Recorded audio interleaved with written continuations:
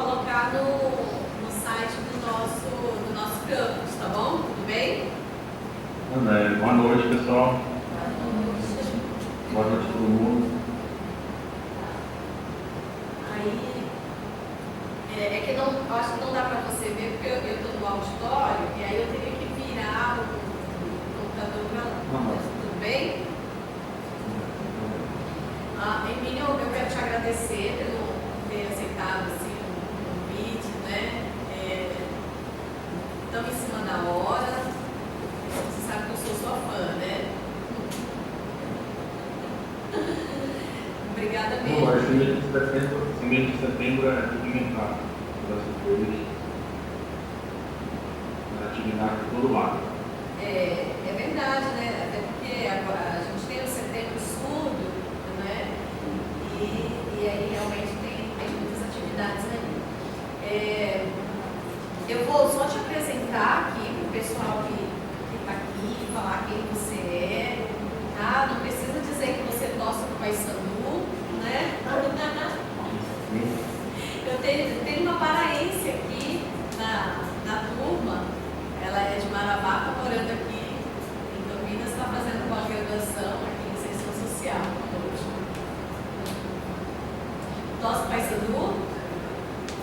Ih, ela é revista. Tá bom.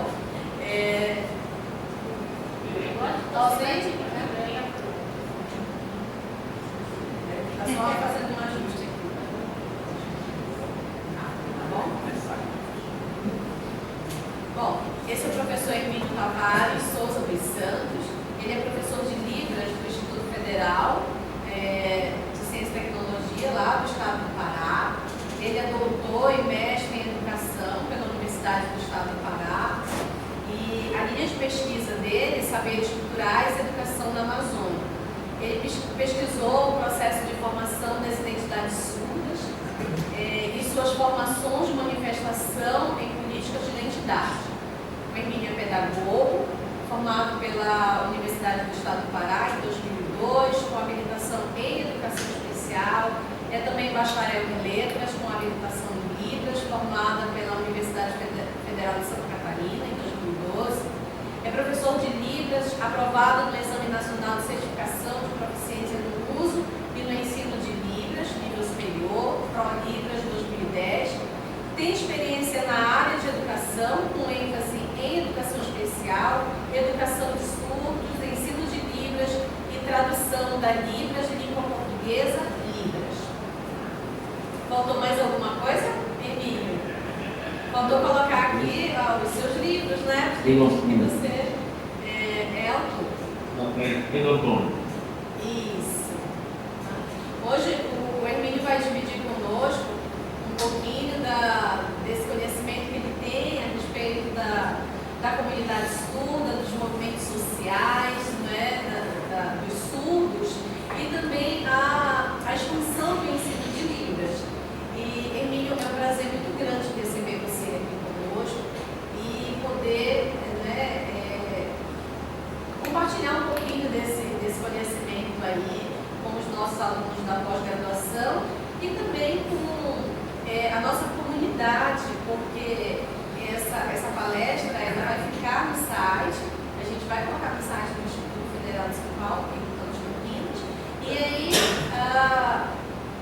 todo mundo que tiver curiosidade fica lá disponível para acessar a sua palestra, tá bom? Você pode começar, Emílio, falando um pouquinho sobre esse tema aí tão curioso, né, que a gente tem debatido bastante aí, trazido, né, para o seio das discussões acadêmicas. Eu agradeço imensamente o convite.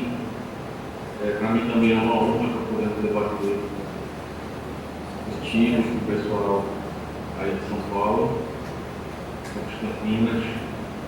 A professora gosta de falar com vocês, a gente trabalhou junto aqui no Instituto Federal do Pará, e trabalhamos por um tempo, dividimos algumas alguns sonhos, né, de criar uma especialização aqui e tal, a gente ainda não conseguiu fazer. Bom, como a professora Glaucia falou, eu venho trabalhando no campo da surdez já desde a minha graduação. Então, eu entrei na graduação em 99, aí já comecei a aprender línguas de sinais, depois comecei a interpretar também, fui intérprete durante um tempo, alguns anos, né? Quando me formei depois, eu entrei no campo da educação mesmo, no campo do ensino. E venho pesquisando sobre a identidade surda também desde a graduação. Apesar de não ter feito meu TCC sobre isso, mas a gente vem estudando sobre identidade surda há bastante tempo. Aqui em Belém é um tema que é muito instigante, sempre foi muito instigante para a gente. Bom, quando a gente começou a estudar sobre isso lá, eu vou compartilhar aqui os slides que eu preparei.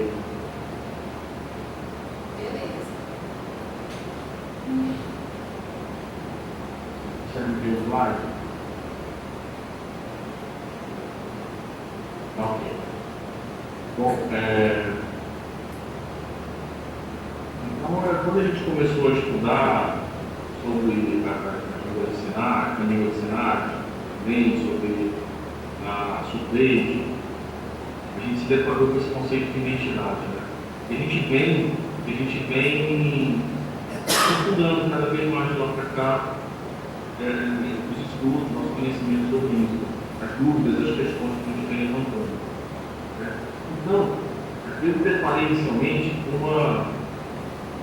um conjunto muito grande de informações sobre a história da língua de sinais, confundida com a história da educação de surdos. Então, toda vez que a gente perguntava qual a história da língua de sinais, a gente estudava sobre isso, a gente na historiografia, a gente identificava muita informação sobre a educação de surdos. Né? E o que a gente tem da história da educação de surdos é uma história, uma parte muito grande, uma história de opressão, né, marcada pelo elitismo. E aí, à medida que a gente vai aprofundando os estudos sobre identidade, não tem como estudar identidade sem estudar a língua de sinais, né, sem estudar a história da língua de sinais, a gente chega a uma conclusão em determinado momento de que a história da língua de sinais é a história do surdo. A história da língua de sinais não é a história da educação do surdo. A história da língua de sinais não é a história dos métodos, mas das abordagens desenhadas para a educação surda. A história da língua de sinais não é a história do oralismo. A história da língua de sinais é a história do surdo. Pegando uma expressão da professora Cláudia, professora Karen Strobel, é a história do surdo. Eu pedi só um minutinho aqui para utilizar meu equipamento de história da fé. Vou fechar minha câmera. Um minutinho.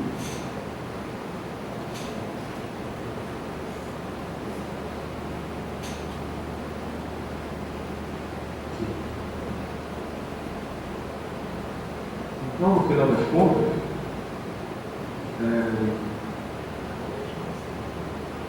avançando no estudo,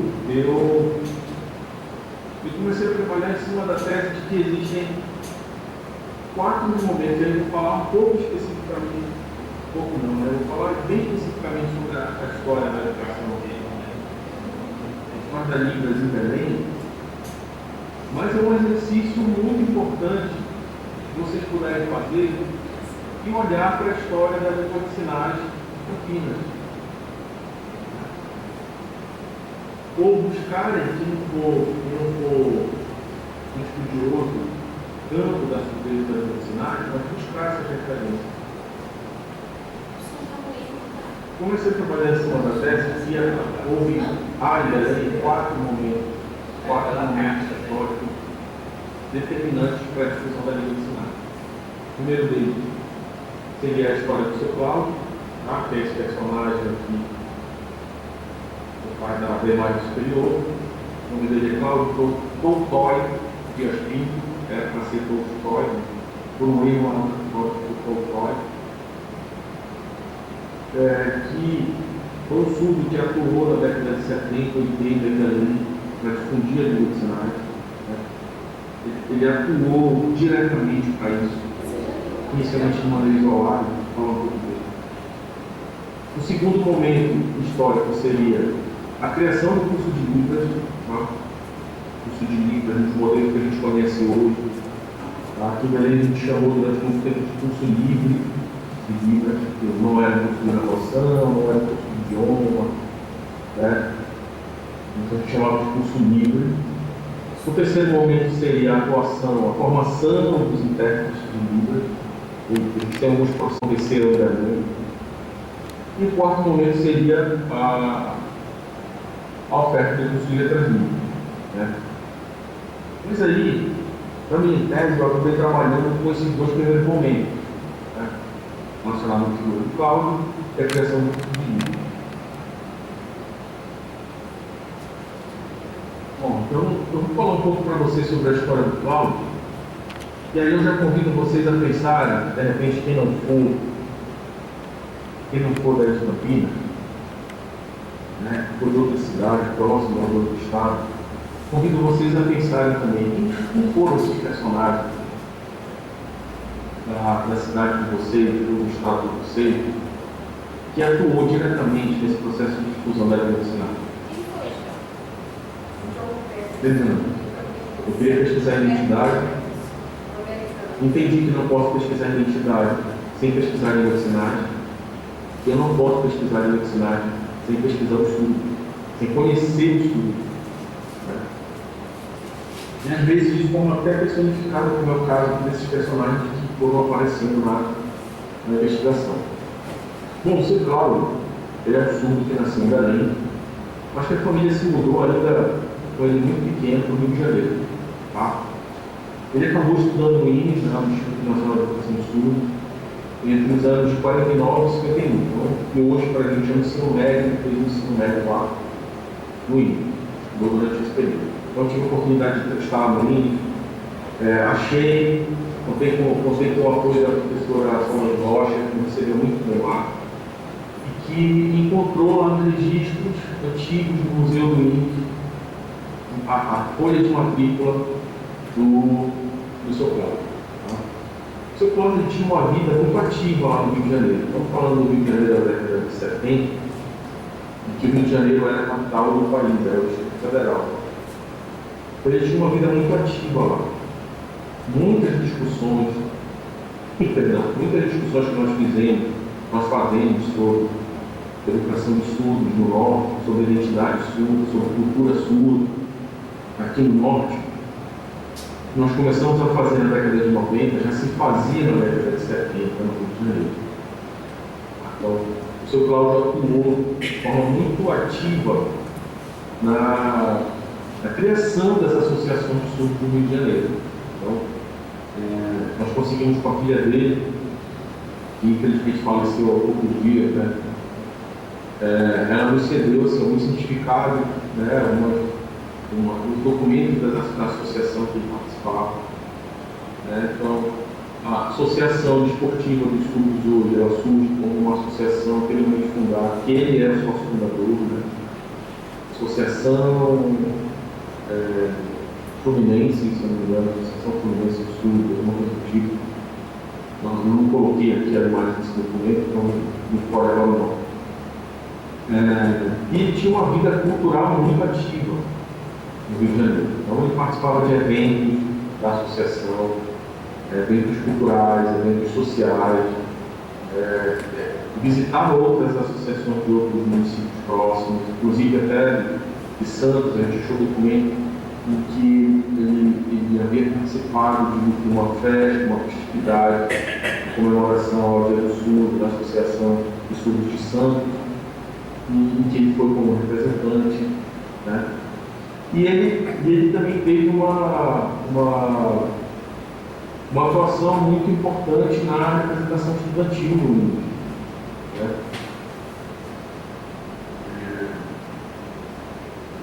Bom, de casa com uma surda também, no interior de São Paulo, que é a dona Madalena.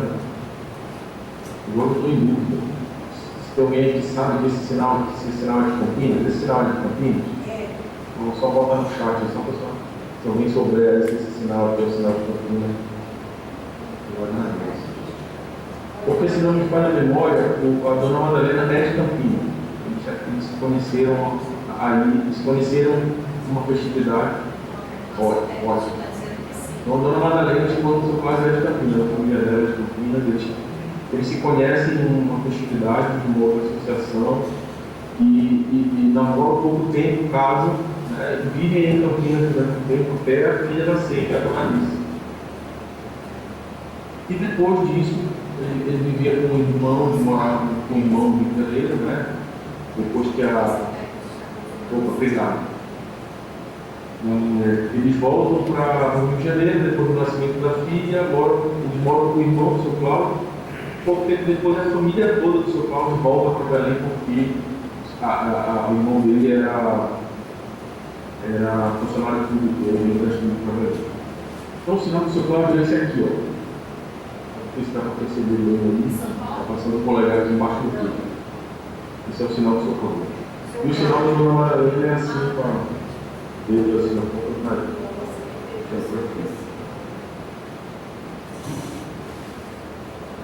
Então, o seu Cláudio, quando chega em Belém, ele se depara com um contexto completamente diferente do que ele vivia no Rio de Janeiro. Tá? Então, no Rio de Janeiro tinha uma vida ativa, ele conhecia muitos surdos, tinha uma atuação cultural, social, política muito forte, dentro do índice, dentro da associação, nas atividades culturais dos surdos, sociais dos surdos. Então, ele chega em Belém e não encontra nada disso.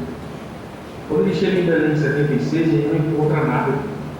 Ele não encontra uma associação de surdos. Não existe uma associação de surdos em Belém. No estado do Pará, quando ele chega,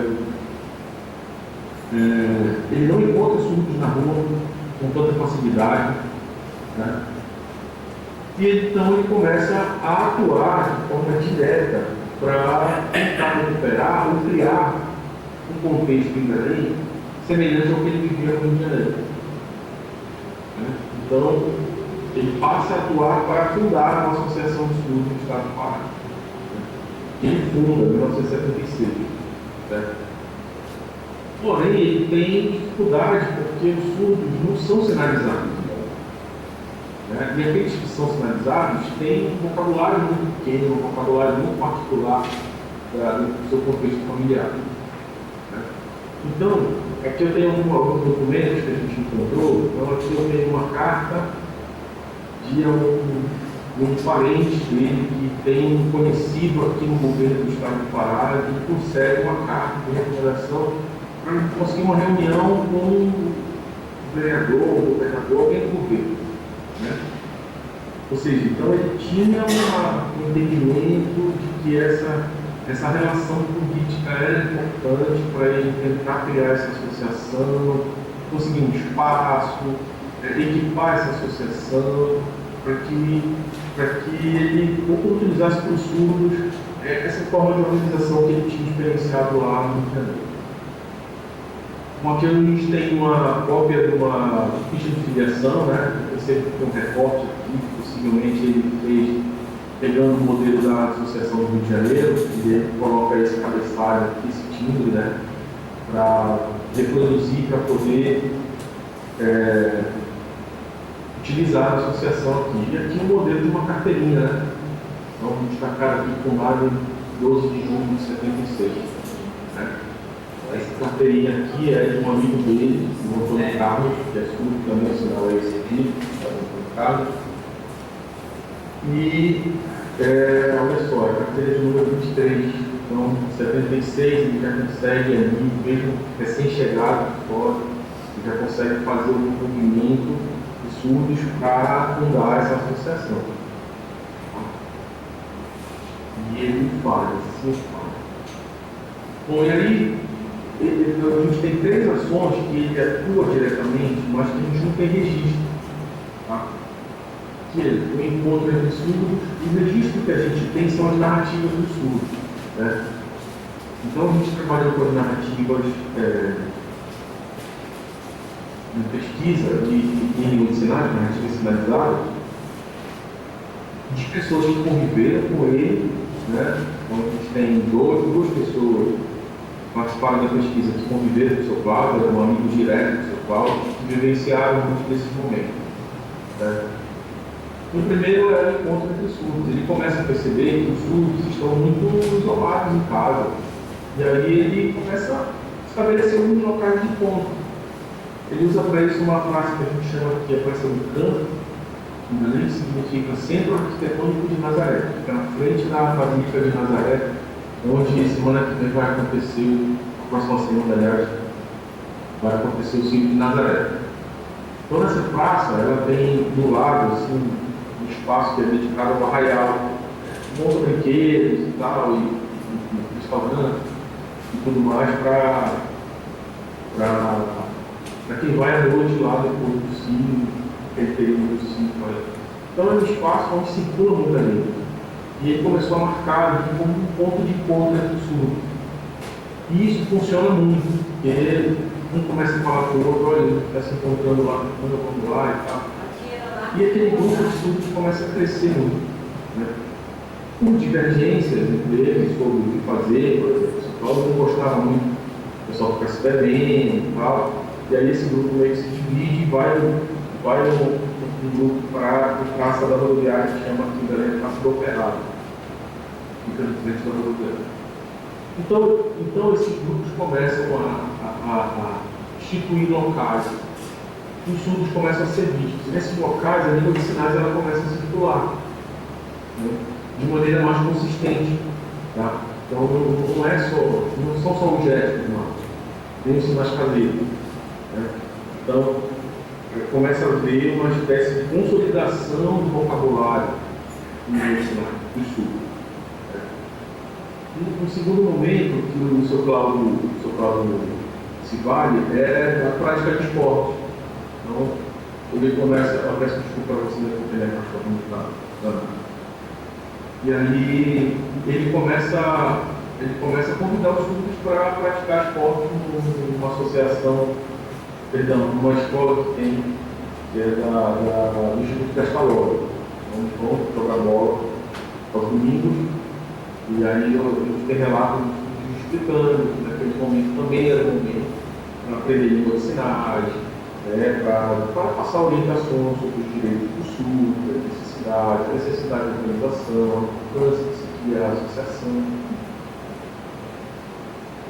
E aquele momento passa a ser um momento importante para os surdos para estarem juntos, mas também para partilharem desejos, necessidades e alguma organização para buscar esse direito. Né?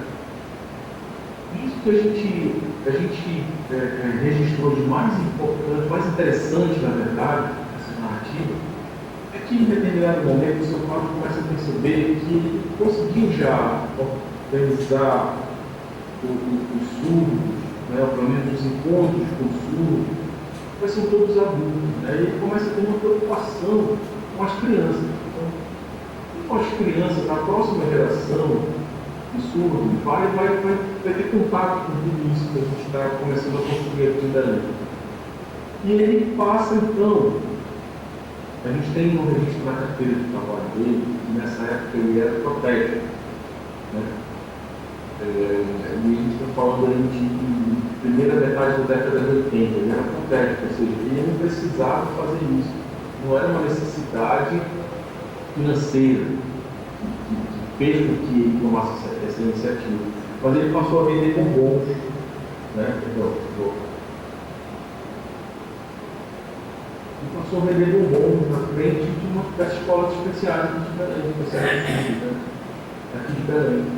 Então ele montou uma banquinha e ia para frente das escolas e vendia bombons. Então a gente tem relatos dos amigos dele que diziam que alguns ele vendia, para outros ele dava, porque o objetivo dele não era vender. O objetivo dele era mostrar a diversão. Então, ali no momento que a criança vinha com o bombom, ele fazia um sinal de olho, cumprimentava, ensinava o sinal de bombom e tal. Os avós, provavelmente. sinal de bumbum, e as crianças começaram a perceber que ali tinha uma coisa que na escola era proibida, mas que para as crianças começou a fazer muito sentido. Isso virou um problema tão grande no Belém, que a gente tem relatos de que a direção da escola chamou até a polícia, né, para retirar o seu Cláudio de lá, pelo simples fato de estar ensinando a noite vida. Então, assim, não tinha nenhum motivo para a escola chamar a polícia. Mas aquilo era uma afronta tão grande ao governo organista que elas não viram a direção das escolas, né? Não viram outra saída a não ser chamar a polícia. Né? Isso é muito significativo, isso é uma questão muito forte para mostrar a força e o peso do organismo sobre o estudo. Né? E aí, a gente tem, inclusive, o conceito de partilha linguística e o estudo sofrido, no caso das crianças, dos próprios pais, porque os pais que não entendiam a importância da língua de sinais das crianças começavam a informar, passar informação para a direção da escola. Olha, a gente tem um rapaz ensinando a língua de sinais para as crianças. Né? E proibiam as crianças e tudo mais. Bom, então essas são as ações do seu Cláudio. O seu Cláudio conseguiu o respeito e a representatividade de torno da importância da língua de sinais também. Por exemplo, ele sempre foi muito reconhecido pela comunidade, muito respeitado pela comunidade. Acho que depois de um tempo, no início da década de 90, ele veio, passou em frente ao trabalho, não conseguia mais participar dessas atividades, teve uma questão de saúde também. A associação, infelizmente, nunca conseguiu consolidar, né? Ela passou por alguns lugares diferentes, mas nunca conseguiu consolidar. Né? Mas o importante que a gente tem no relato de alguns surdos, na pesquisa, é que, por exemplo, os surdos dizem assim, que a associação era onde o Cláudio estava. Isso é muito forte. Porque significa representatividade e importância do respeito dos surdos de cultura dele. Né? E pelo empenho que ele dedicou durante o tempo da sua vida para organizar os surdos politicamente, né? E buscar o seu direito, lutar pelo seu direito. Infelizmente, a gente tem um hiato muito grande entre a iniciativa do seu Cláudio, né, que vai até o início da primeira metade da década de 80, e o outro momento histórico que é a criação dos livros, né, que se dá na segunda metade da década de 90. Então, a gente fica esse tempo todo sem nenhuma iniciativa consistente que pudesse garantir o desenvolvimento da língua de sinais, o aprofundamento dessas primeiras conquistas. Né? A discussão sobre o direito do estudo, tudo estava muito preso nas instituições, nas escolas aqui no Brasil, numa política educacional de integração, né, dessas escolas, que não privilegiava os sinais. Durante um tempo até reconheceu as universidades, não privilegiava, não viabilizava dentro da escola, que não via como os olhos a participação do surdo adulto na escola de surdo, ou seja, o contato das crianças com o adulto, porque é usuário de sinais, sinalizado. E a gente ficou um hiato muito grande. E isso começa a mudar na segunda metade da década de 90. E a gente tem o segundo momento histórico, que é a criação do livro, que está concentrado na figura de outros surdos, são também muito importantes para a comunidade surda do Brasil. E a professora Socorro Bonifácio, né? O sinal do Socorro é esse, enrolando o indicador aqui. Socorro Bonifácio, e o professor Cláudio Fogo, o sinal dele é esse. Tá? Professor Cláudio Fogo. Bom, ambos são surdos, e a sua surdez é intelectual, um histórico escolar de organização.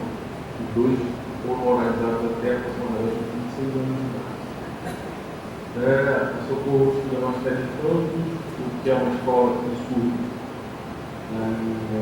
pública do governo do Estado, e o Cleber estuda no Instituto Conosco, que é uma instituição filantrópica, mantida por uma congregação religiosa católica, de freira, que é conveniada com o governo atualmente, né? Na época ela era mantida com continente da própria ordem, né?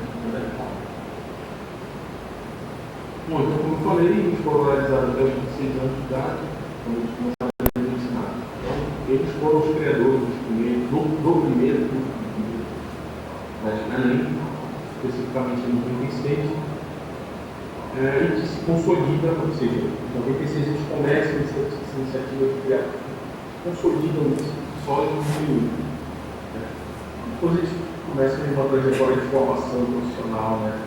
Como professores, eles começam como instrutores, o objetivo era envenenam a carreira docente, né? Responder uma formação mesmo, tanto no magistério e depois no magistério no superior, no caso de pedagogia, que eles fizeram, Socorro da família aqui do Socorro, e atualmente são professores na rede municipal de educação, com experiência no ensino superior, com a graduação.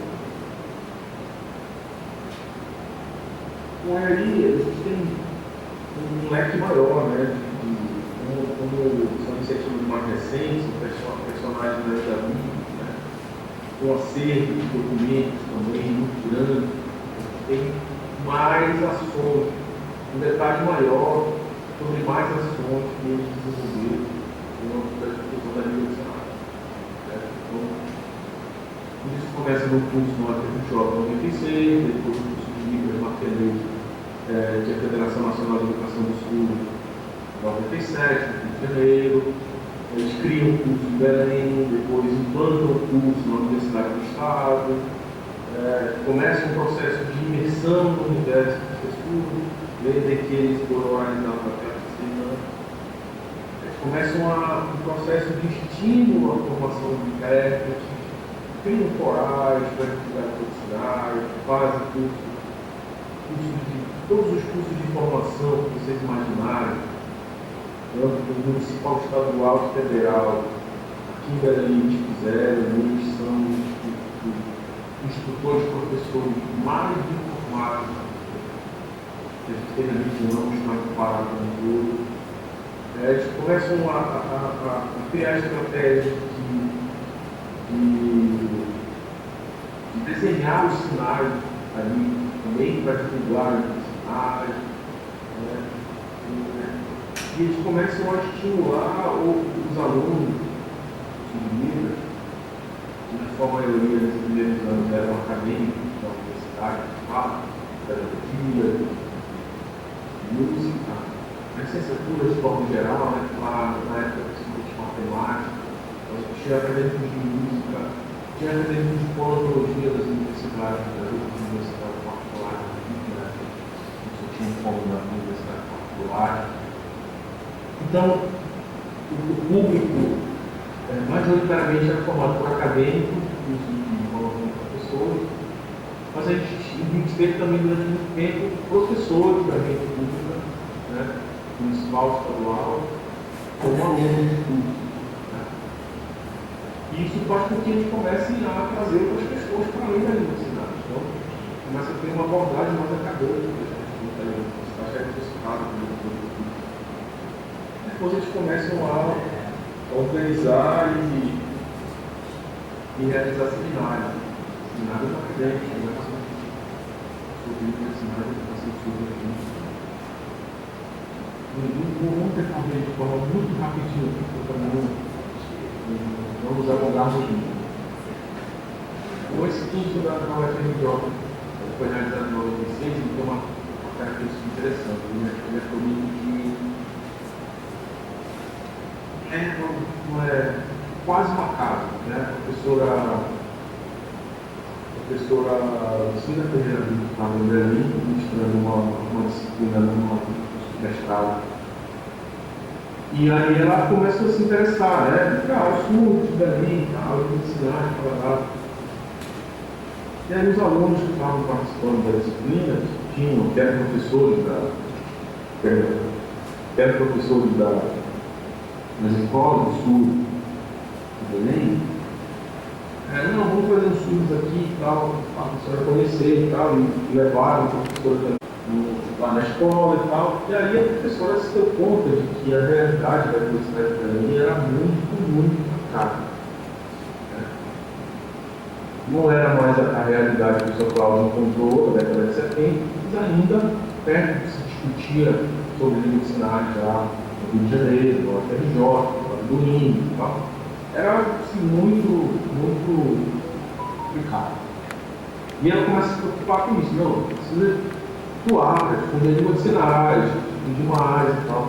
Então, ela acaba convidando, né, a equipe da escola, através do antigo DES, né, Departamento de Educação do Estado, a montar uma comitiva para participar desse curso no Rio de Janeiro, que era ofertamento pela UFRJ.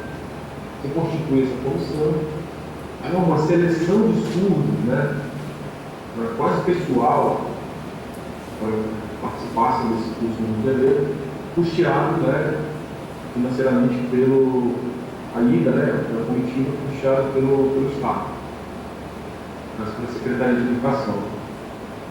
E acaba que a professora Socorro não era professora na época, era organizada, mas era uma pessoa muito influente na comunidade de estudos organizados. E ela convidada para ir, e ela vai e ela custeia suas próprias despesas, né, passagem, alimentação. E ali a gente tem aqui na foto maior a comitiva toda, de surdos e ouvintes, né? E aqui, nessa primeira fileira, a gente tem os surdos que participaram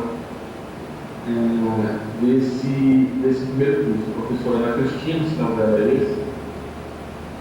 Esse aqui é o Carlos Maior, que é aquele que está na carteirinha lá do São Cláudio. Né? Então, o Carlos foi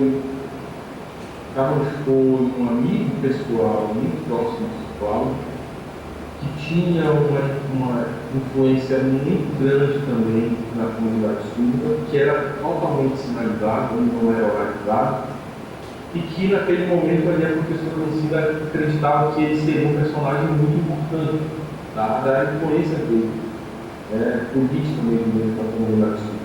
Ele foi convidado para participar do curso todo. O que a gente tem ao lado do Cláudio, do professor Fernando, que é o sinal que tem no UFRJ, né? Ele também era amigo pessoal do Cláudio, também tinha uma influência política, junto com o professor Arlindo, que também era amigo pessoal do Cláudio. Então você vê que essa segunda geração de surdos, muitos deles são amigos pessoais do Cláudio, vivenciaram nos primeiros momentos das iniciativas do Cláudio de difundir língua de sinais, aprenderam língua de sinais com o Cláudio, por causa do Cláudio e tudo mais.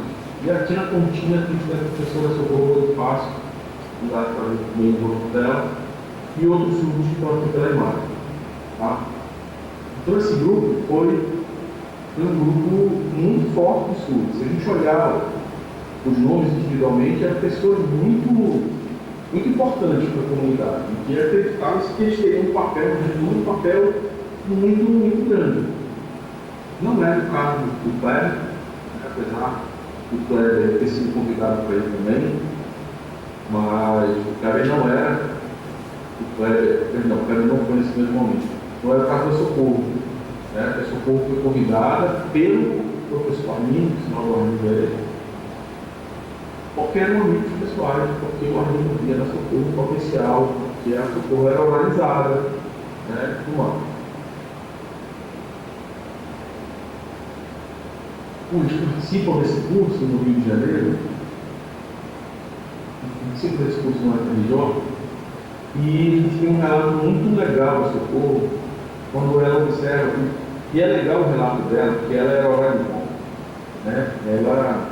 Ela estava contaminada com com todos os pensamentos opressores foram ali, né? Então, os sinais é ruim, atrasa o desenvolvimento do pensamento. Quando ela chega no Rio de Janeiro, ela relata que ela começa a observar que os surdos dirigem, que os surdos são casados, têm casa, que os surdos trabalham, que os surdos são formados em nível superior, em cursos muito específicos, muito impensáveis, na verdade, dos surdos aqui do Rio. Eu conheci um surdo que era advogado, conheci um surdo que era engenheiro, civil, e isso impactou muito o Socorro, muito, porque não fazia parte da realidade do surdo com que ela convivia ali. A maioria deles vivia com os pais ainda, tinha um trabalho que ganhava um salário mínimo, não tinham um relacionamento estável, não estavam casados, não viviam nas suas próprias casas, não tinham formação superior. Formação superior era um sonho distante, ela volta do Rio de Janeiro muito impactada com essa realidade. E compreendendo a importância da língua de sinais para ela, que até então tinha muita dificuldade para entender as coisas com a leitura labial e com o português escrito. E que naquelas 2 semanas que ela participa do curso, todo em língua de sinais, ela começa a entender tudo que os professores falam, ela entende, tudo que os surdos falam, ela entende língua de sinais. E por que isso é tão fácil de entender as coisas? Por que eles me proibiram de usar a língua de sinais durante tanto tempo? Então ela volta para a Goiânia 96 com a cabeça fervilhando, né? Até que em 97 ela resolve fazer o curso na Tenente para formar consultores. Então ela já voltou no Rio de Janeiro, em 96, entendendo que eles precisavam atuar para difundir a língua de sinais brasileira. Então ela volta e fala com a Armin, que foi com ela para o Rio, não topar. Fala com o Fernando, não topou. Fala com o Carlos, não topou. Todos os surdos que foram para o Rio de Janeiro com ela, que ela vai ali tentar, vamos fazer alguma coisa, ela não consegue adesão. Então ela traz o Kleber, que é o seu amigo, do seu grupo social de surtualidade. Traz o Kleber, conversa com o Kleber, explica com o Kleber, livro de sinais, importante. Então isso muda a cabeça dele também. Quando é que não gostava de livro de sinais, passa a conviver com os surdos sinalizados, passa a querer aprender livro de sinais. Até que em 97 eles vão fazer o curso no Rio de Janeiro, curso de formação de instrutores. E a Socorro já começa a entender que os intérpretes têm um papel fundamental na atuação profissional do surdo, na educação do surdo, na inserção social do surdo. E aí ela convida 2 pessoas, que eram do seu corpo pessoal, que estavam aprendendo língua de sinais, que acompanhavam ela em algumas situações para interpretar alguma coisa, né, médica, coisa assim, e fazer o curso lá, para na volta passarem a atuar como intérprete. Então a gente tem aqui, na parte de baixo da foto, a Nina, que era a intérprete, o sinal dela é esse, o professor Socorro Bonifácio, o professor Cláudio Couto, a professora Rita, que é surda também, o sinal dela é esse, 3 dedos aqui. O Josi, que é intérprete, né, o sinal da é assim, e o Gilson, e aqui o Gilson, né, que é o sinal do Gilson assim, no olho, né, que também é surdo. Então vão os 4 surdos, mais 2 ouvintes que estão felizes fazer o curso. Né, e voltam apenas a Socorro, que leva com certificado de instrutor. Apenas eles vão voltar certificados para dar aula de língua. O Gilson e a Rita não foram aprovados no curso e as intérpretes voltaram com o certificado do curso de língua, né? Não era para formação de intérprete. Quando eles voltam para Belém, eles voltam empenhados em criar o curso, né? Já em 96. Eles criam o primeiro turma, ela começa a funcionar de forma muito tímida, poucos alunos, né? Chegaram a ter 6 alunos, mudando muito de lugar, porque não conseguiam um apoio. Até que em 98 eles conseguem o apoio da Universidade do Estado do Pará que cede as salas para eles, para organizar o curso e oferecer um curso por lá. E esse curso começa a ser ofertado em 98, então, 96, 97, formatinho, dá poucos alunos, pingando em um lugar. Em 98, a gente se consolida ali na Universidade do Estado, como um curso de Libras conhecido, muito procurado, público muito diversificado, e esse público começa a se tornar majoritariamente ouvido. E o que a gente tem na narrativa da Socorro e do Kleber, na pesquisa, eu lembro de ter perguntado por que os ouvidos. E a Socorro diz: caramba, os surdos, se eu encontrar com o surdo, eles vão ver os sinais, vão perguntar, vão começar a aprender. Eles estão me vendo, eles olham o que eu consigo fazer, eles olham até onde eu cheguei, até onde eu posso chegar, eles começam a ver que os sinais têm um papel ali, vão começar a aprender. Mas o ouvinte não. Se a gente não tiver uma ação específica sobre o ouvinte, a gente não vai ter a adesão do ouvinte, o respeito do ouvinte sobre a nossa condição da surdez e principalmente sobre a língua de sinais, sobre a importância da língua de sinais. Porque a Socorro já começou a pensar como professora do estudo, como ela sofreu no processo escolar por não poder usar a língua de sinais. Então ela já pensa no contexto da escola. E quem está ali na escola é o ouvinte.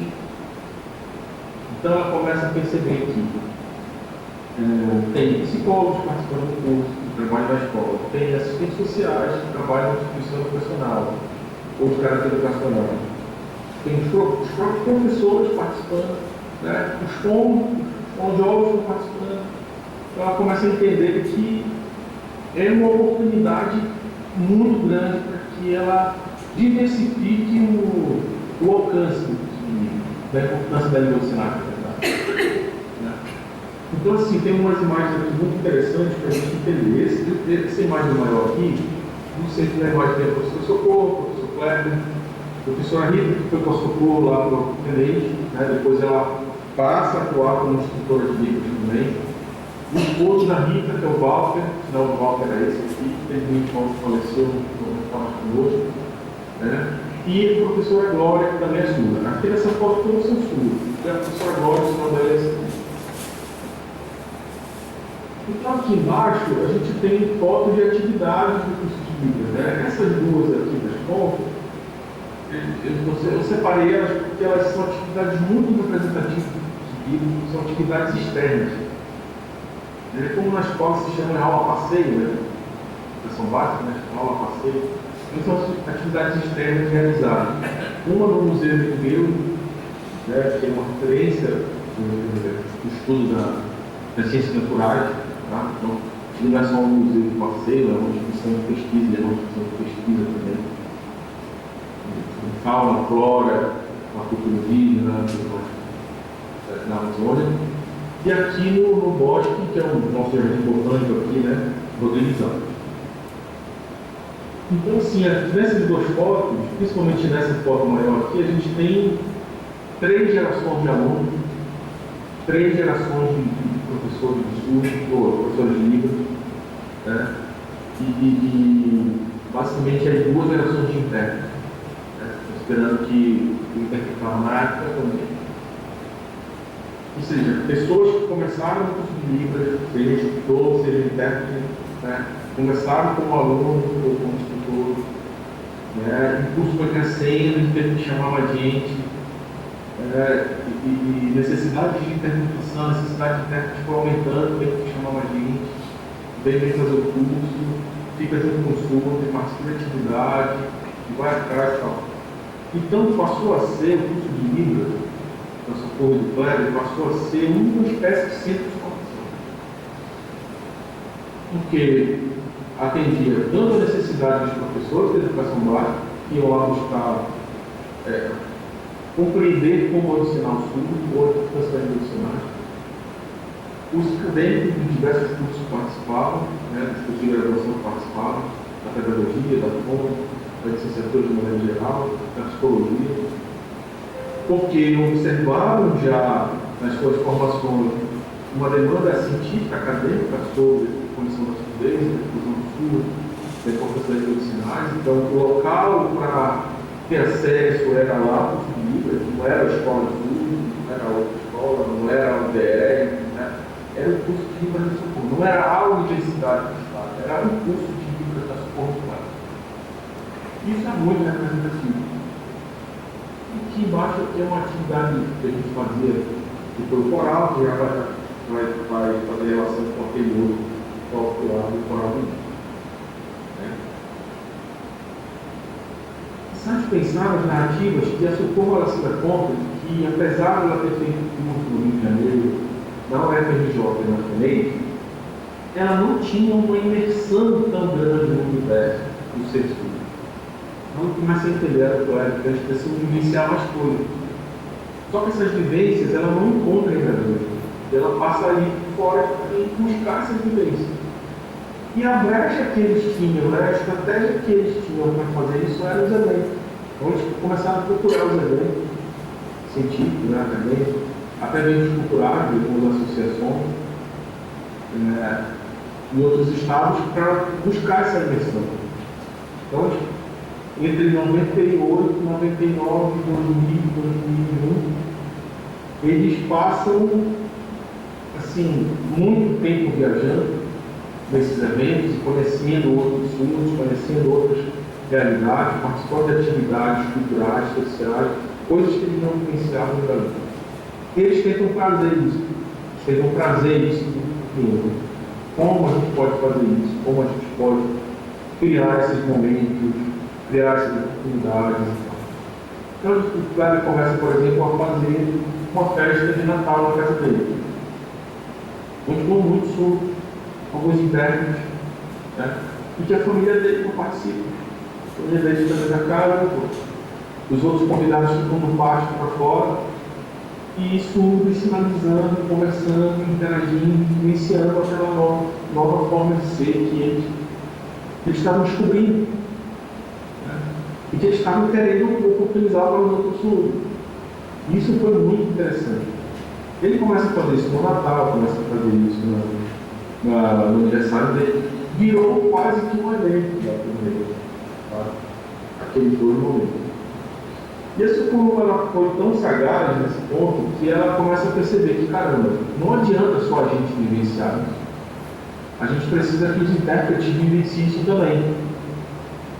E ela começa a instigar alguns, né, a fazer esse movimento também, de sair dela, para ir buscar outras experiências. Então, nessa foto aqui de baixo, estou eu e a professora Kátia, hoje ela é professora da Universidade do Estado, né, onde nós nos formamos, professora de Libras, inclusive, intérprete de Libras também. Então, a gente foi com um evento com a Socorro, né, esse evento aqui é o evento de Caxias do Sul, foi totalmente revolucionário. Se não me engano, foi em 2000. Não, 2001, perdão, foi em 2001. Todo mundo ensinar não tinha intérprete nesse evento. Então, foi extremamente importante para a gente compreender essa vivência, a importância dessa vivência. Como intérprete. Participamos do evento do Unidos, que é muito conhecido. Se Deus quiser, eu vou falar a semana que vem, uma parte da minha tese lá também. Alguns eventos na frente, né? Outros colegas participaram. Mas é uma preocupação do Socorro também. Olha, aqui eu queria explicar, nesse slide, basicamente a estratégia do coral de Libras. Hoje, o coral de Libras, a utilização de música no cenário, ela já sofre uma reflexão, um debate, que eu acho bastante pertinente. No sentido de que é adequado a gente utilizar a música como instrumento de avaliação da organização do cenário, já que a música tem uma questão que envolve a interpretação, a letra, e a estrutura da universidade. Tá? Hoje esse debate é perfeitamente pertinente. Né? Pontos, por exemplo, eu não uso mais a música como estratégia de avaliação. Eu Hoje a música ela é importante como uma manifestação artística, né? Mas não necessariamente como uma estratégia de dados.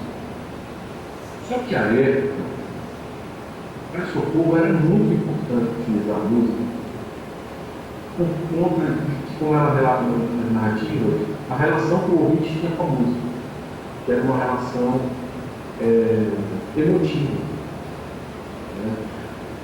E estética, que os ouvintes, na concepção dela, né, na compreensão dela, que os ouvintes conseguiam perceber uma relação da música com a língua de sinais que os surdos não conseguiam perceber, né? Relação emotiva e estética. Então ela começou a utilizar como uma estratégia de difusão da língua de sinais, ou seja, ela compôs um coral, uma espécie de coral de língua de sinais formado só por ouvintes. Então aqui tem o verso da camisa que a gente usava, né? Ela chamava de grupo arte de silêncio, essa imagem que estava no verso da camisa. E nós fazíamos apresentações em igrejas, em escolas. O objetivo da Socorro não era estético.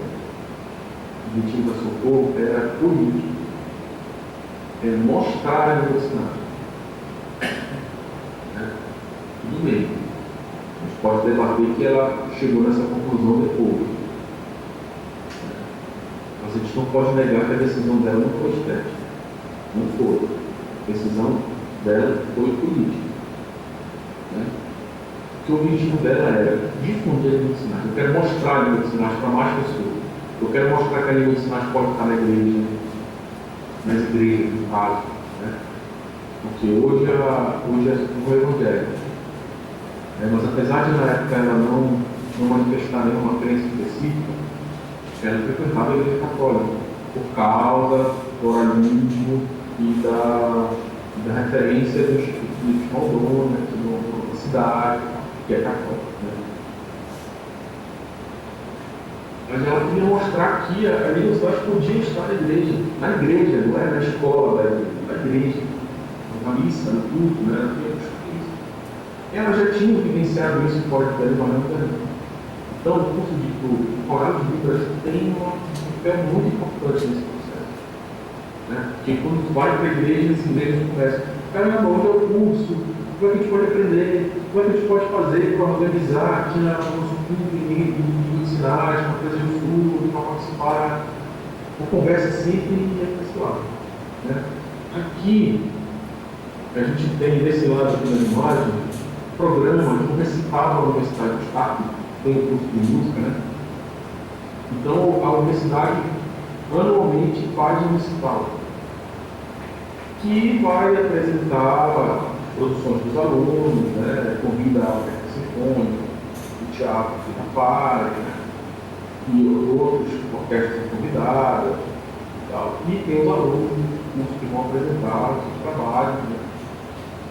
E aqui ali tinha um outro grupo que era convidado. Nesse ano nós fomos convidados para apresentar o hino nacional do universitário. Que nós fazemos com o Kleber, o professor Kleber. Né? E fomos apresentar no teatro, que era o local da música, no arte, um local de arte. Né? Um local que naquela época não se pensava que a Libras pudesse estar. Né? Mas nós fomos, a Libras esteve lá, a Libras foi vista pelo teatro, a Libras foi vista pelo pessoal das artes no caso da música, né? E foi muito importante, né, para a comunidade surda naquele momento, apesar de não ser o coral de surdo, mas era a língua de sinais que estava lá, era o coral de ouvinte, mas estava comandado por um professor surdo. Era a língua de sinais que estava sendo vista, não era o ouvinte. Isso foi um momento muito importante. E que, só para relacionar com aquele momento que você tem anteriormente, né, da formação deles, né, em 2000, 2001, eles fazem esse curso do MEC, o curso que, como é que se diz? A primeira iniciativa da presença da língua de sinais como política pública, né, do governo federal. Tá? Então, anteriormente eram iniciativas isoladas das universidades, até dos governos municipais e estaduais. Mas a partir desse curso do MEC, a missão de multiplicadores, a Libras passa a estar presente na política. A Libras vira uma política pública de educação, né? Do governo federal. Fechado. Tá bom? Isso aqui foi uma iniciativa do Kleber, do professor Valdo, lembra da imagem que eu mostrei, o Valdo? A Socorro começou a perceber no Valdo que os ouvintes tinham muita dificuldade para praticar depois do ensinar, depois das aulas. E eles começaram a pensar, o Valdo e a Socorro, né? O que pode fazer? O Valdo desenhava muito bem. Socorro, o que você acha de eu fazer o desenho de ensinar? Eu falei, vamos tentar. Socorro tinha visto isso em algum lugar, né? Vamos tentar, para ver se dá certo. Começou a dar super certo, começou a fazer o desenho. Infelizmente, depois teve o Walter, né? E aí o Kleber veio assumindo essa responsabilidade de lá para cá. O Kleber já tem muito material político nisso. O material dele circula com muita facilidade também. Então, eu descobri que na escola do Euclides, os ambientes foram identificados, né? Os serviços da escola foram identificados com o material do Kleber. E lá o Kleber, fiquei muito feliz, acho que eu não faz ideia do estudo dessa iniciativa, né, do Kleber, da importância disso para a comunidade de estudo, para a história da universidade. Bom, como eu falei lá no início, a gente tem uma importância do curso de livros, da figura do surdo, um estímulo à problematização de algumas questões. Eu lembro do Socorro durante muito tempo, dizer, o que você acha sobre isso? Você sabia que sei lá, se ensina assim, tal coisa não pode, tal coisa não pode, tal. Então ela trazia questões para a gente que envolviam a história dela como aluna, organizada, como instrutora de estudos, como professora, que ela passou a dar aula nos estudos que estão ao longo do tempo. E a gente ali também, com pedagogia, e tinha colegas desse curso, né? A gente começava a problematizar aquilo. Íamos pesquisar, íamos estudar, fazer pesquisa acadêmica, iniciação científica, atividade de extensão. Então aqui, por exemplo, a gente tem uma atividade que a gente fez, eu e o professor Kleber, numa escola particular, que a gente foi convidado, né? Então a gente ensinava Libras das turmas, porque na escola tinha uma criança surda. Então, caramba, isso aqui em 2001, em Belém, não sei qual é a história, né? Mas aqui em Belém, em 2001, isso era um avanço muito grande. E aí a gente conseguiu descrever essa iniciativa como projeto de extensão, universidade. Isso tinha uma importância muito grande. A gente estava no sistema particular de educação, no sistema privado de educação. E falando de língua de sinais e ensinando para as outras crianças. A gente estava vendo o Kleber não ensinando, no caso da questão da foto, mas eu era só uma espécie de monitor ali, né? Eu ensinava mesmo para o Kleber. E aqui na imagem de baixo, a gente apresentando alguns trabalhos, nesse especificamente no evento do INE, no Congresso Internacional do INE. Esse aqui foi em 2001. E aqui nesse lado da imagem, a gente tem um seminário, né? Aqui um cartaz do seminário, o primeiro seminário que esse povo organizou. Como esse povo viajaram muito, eles começaram a perceber, caramba, aqui em Brasil não tem um evento acadêmico, científico, para discutir sobre surdez, educação, palavra. A gente vai para os eventos fora, mas não tem nada aqui, né? O pessoal ainda não conseguiu, a gente não conseguiu atingir uma quantidade maior de pessoas que consiga sair para participar desses eventos. Sempre alguns poucos acadêmicos, alguns poucos professores que conseguem ir. Então a gente começa em 2004 a organizar esse evento. O primeiro deles é esse aqui, no material, essa imagem, de novos rumos na política da educação. Então a gente começa a sair do âmbito da língua de sinais, tomar Libras, não, eles já estão no outro nível, né, nessa época. Eles já estão falando de educação de surdo, de educação bilíngue, vendo que o tema já revela isso, política de educação de surdos. A imagem já não remete ao vivo, ao organismo, a nada disso, né? Se for pegar o evento das Copas e outros eventos que foram realizados pelo governo do Estado, a Secretaria de Educação, a imagem sempre remetia ao Rio, né? Aquela imagem clássica do Rio. Ou alguma coisa de ensino lógico. Então, aqui a imagem já remete totalmente à língua de sinais, à importância dessa difusão da língua de sinais. E aqui em cima a gente tem a imagem da equipe, ou seja, uma gente grande, ela conseguiu trazer, eles conseguiram trazer, né, segundo o Kleber, esse primeiro evento, a professora Ronice Miller, né, o Ricardo Sander. Então, assim, foi um evento grandíssimo, a gente teve comitiva de vários municípios do interior do estado que querem participar. A comissão foi muito grande, foi um evento muito grande, né? O primeiro evento muito grande em Belém e que conseguiu adesão de várias camadas aí de profissionais ou de estudantes da área da educação, né? Da educação, tudo da educação. Então, essa também foi uma iniciativa determinante à difusão das educacionais, que ela está vinculada ao curso de línguas da sua comunidade. São eles que organizam, são eles que mantêm essa tradição. Já foram realizadas 8 edições desse evento. Tiveram alguns anos que não ocorreram, algumas questões financeiras, outras por causa da pandemia, por exemplo. Mas já 8 edições já desse evento que foram realizadas. E aí, assim, para resumir, né, a gente pode perguntar qual a importância do seu cloud, né? A importância do cloud na comunidade surda, para a história da língua de sinais em Belém, na construção da identidade, é que ele consolida o personagem profissionalizante. Então, até a vida do cloud, até o entorno do cloud para Belém, a questão da língua de sinais e da identidade surda ainda não encontrava campo para se consolidar, não tinha perspectiva de consolidação. Dessa forma de ser, né? O surdo sinalizante, que eu chamo de surdo sinalizante. Então você tinha um surdo que não conseguia desenvolver a oralidade, ficava em casa, ele era aposentado, recebia uma pensão no INSS, ele não participava de atividades educacionais, não tinha uma vida social. E o cloud contribui para que essa forma de ser se consolide. Ou seja, os surdos começam a ver que posso ser um surdo sinalizante. Eu não preciso ficar trancado em casa. Eu não estou relegado à ignorância.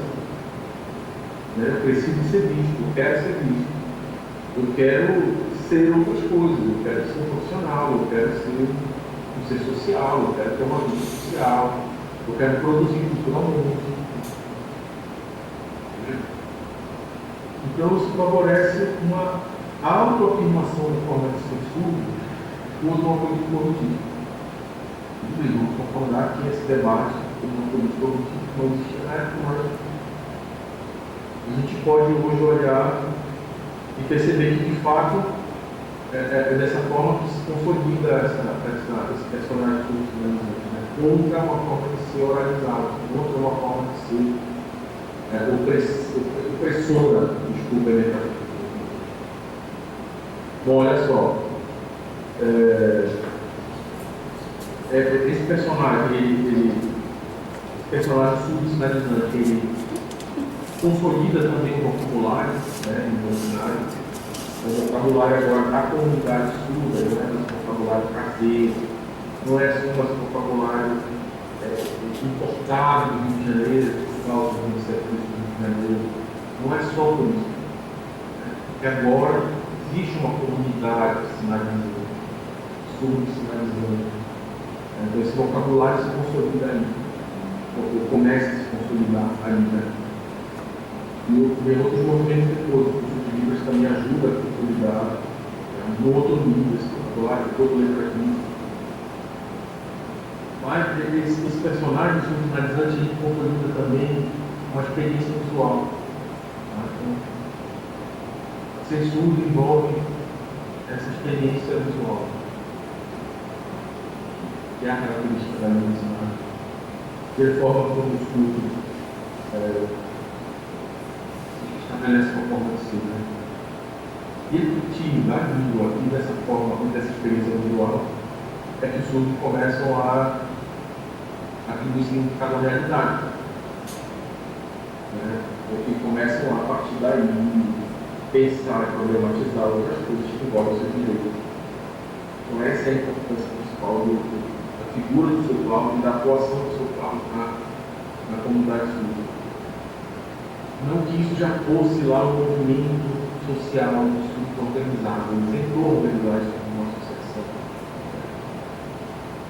Mas a gente precisa reconhecer que, apesar de não ser um movimento organizado, é um movimento social, ou é um movimento que ele atua de forma consciente, intencional a isso.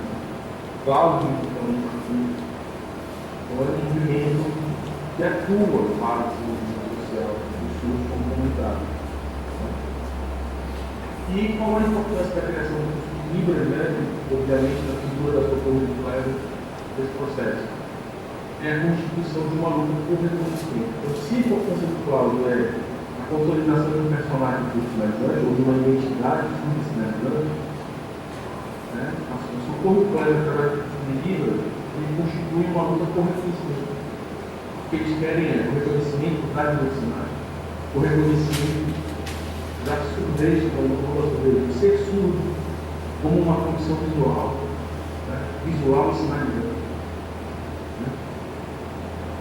E o reconhecimento da diversidade como condição para o desenvolvimento dessa forma de ser surdo. Então se envolve duas etapas, vamos dizer assim, né? Dois momentos.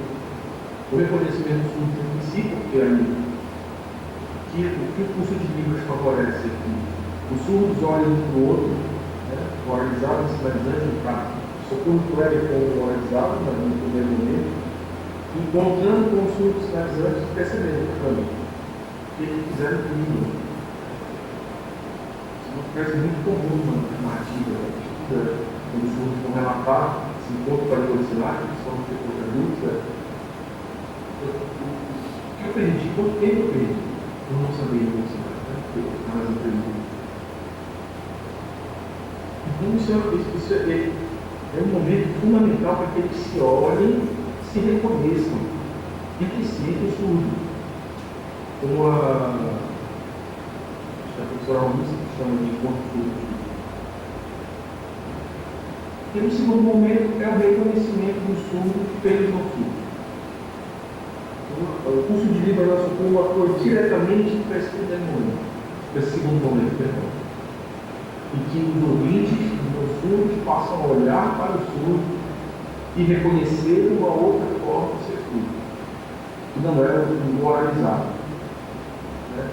Que não era o ouvintizado, é o ser surdo, ser visual, sinalizante. E nesse momento, isso atua para uma visibilidade cada vez mais progressiva da língua de sinais brasileira. E no meio disso aí, tem um processo de formação interna que já é o seguinte, já deixa a próxima etapa da pesquisa que a gente está fazendo nessa. Se Deus quiser agora no próximo semestre, tem uma organização digital que a gente se meteu o projeto para dar continuidade dessa próxima etapa. Ou seja, a importância da formação dos internos para a difusão da medicina. A consolidação dessa forma de ser surdo, a consolidação dessa comunidade para a conquista do direito do surdo. A preocupação é com a comunidade surda, mas como formação desses profissionais da rua colabora para isso. Esse é o nosso olhar.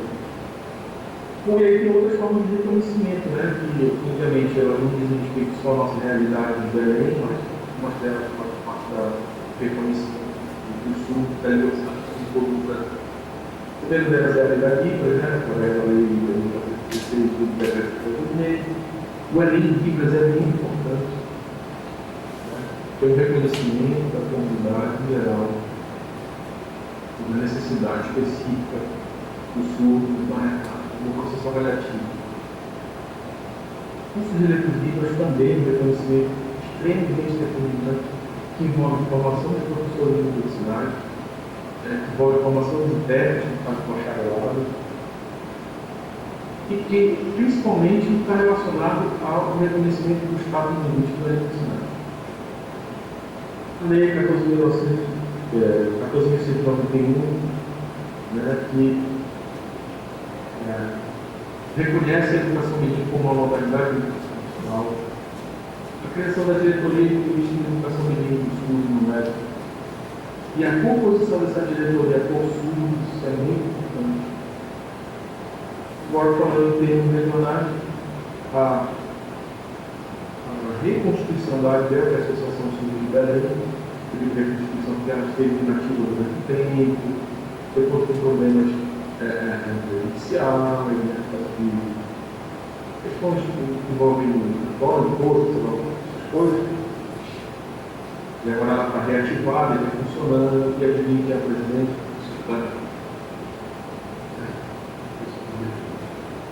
e por último, nossos doutores surdos. Atualmente a gente tem pessoas da Cinésio, esse aqui é o sinal do Cinésio, que ele vai fazer mestrado em Pelotas, se não me engano, então ele doutorado terminou, ou ao contrário, fez mestrado aqui em Belém, na Universidade Federal, fez doutorado em Pelotas, para dar essa informação para você, e a professora Pamela Marcos, que é o sinal dela, que aqui no Rio, concluindo agora o doutorado, e tem mais 3 ou 4 professores surdos que são mestres, né, em educação, em linguística e mais. Essas são outras formas de reconhecimento, né? Seja pelo ingresso dele, seja pela estudo vagas, seja pela conclusão com eles, seja pelos temas que estão estudando. Isso tudo são formas de reconhecimento que a gente tem alcançado, que a gente pode especificar que guardam alguma relação com esse movimento, que a gente tivesse momentos históricos que a gente vai identificar essa realidade local. E é isso, gente. Esse aqui é o nosso grupo de pesquisa, o IFPA, é o GEIT, que é o grupo de pesquisa em educação e inclusão perturbada. Tá? E esse aqui é o nosso projeto. Atualmente a gente está trabalhando com a elaboração de material de apoio para o ensino de línguas como segunda língua provida. E é isso, muito obrigado. Fica em contato aí no Porto Tavares, são o nível institucional, onde é que conteúdo.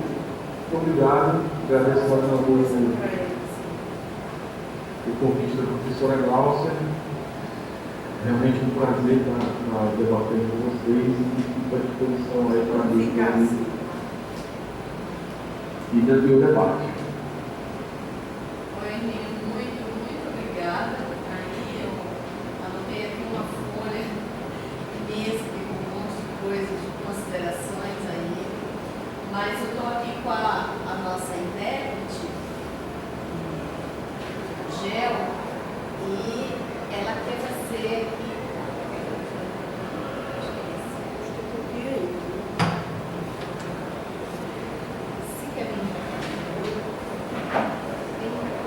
E aí a Gel tem algumas perguntas que ela quer fazer. Olá, professor, boa noite, tudo bem? Tudo bem, é um prazer. Prazer, eu sou intérprete aqui no livro. Achei super interessante o seu trabalho. Eu tinha visto sua apresentação de doutorado hoje. Eu vi, né, a sua apresentação, foi muito bom ver essa questão de história, né? Porque é uma coisa que me levou a pensar aqui sobre Campinas também, né? Sobre essa questão que nós temos aqui de Campinas para ver se nossa história referente aos movimentos surdos e aquisição, aparecimento do surdo e da língua de sinais também, né? E eu fiquei me perguntando, eu trabalho, a minha pesquisa no mestrado foi na área de relações familiares e surdez, que é uma questão que eu gosto muito sobre isso. Eu fui professora de surdos também, eu sou aposentada como professora e estou aqui como intérprete agora no Instituto Federal, né? E eu me pergunto muito sobre essa questão, você falar também sobre questões de identidade, eu sei que é um tema que abrange muitas coisas de identidade surda, e essa questão da oralidade que influenciou tudo, influencia a educação dos surdos até hoje, a visão médica sobre isso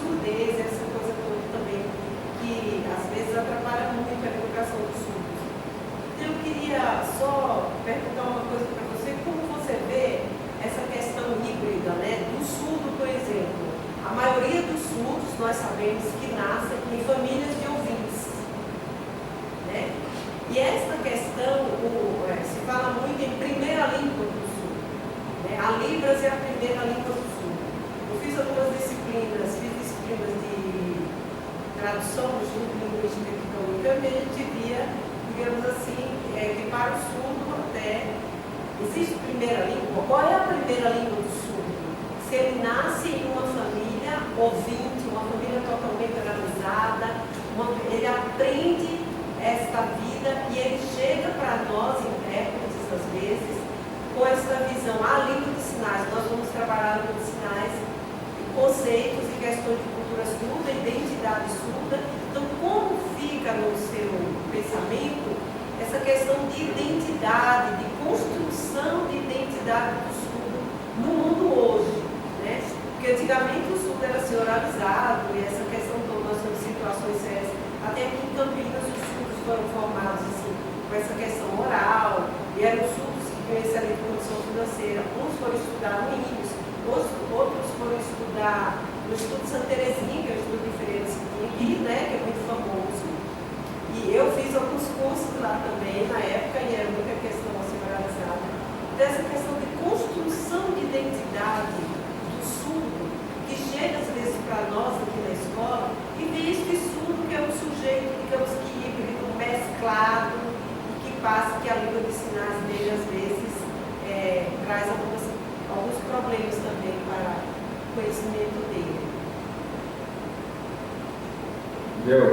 Em primeiro lugar, obrigado pela participação. Olha só, eu te convido desde já a dar uma olhada no material que eu produzi no mestrado. Tá? Eu já venho pesquisando a identidade, como eu falei, dentro da graduação, né, mas não fiz pesquisa sobre isso. Também acabei no projeto de especialização, né, então o que acontece? Eu trabalho com a teoria do professor Ciano.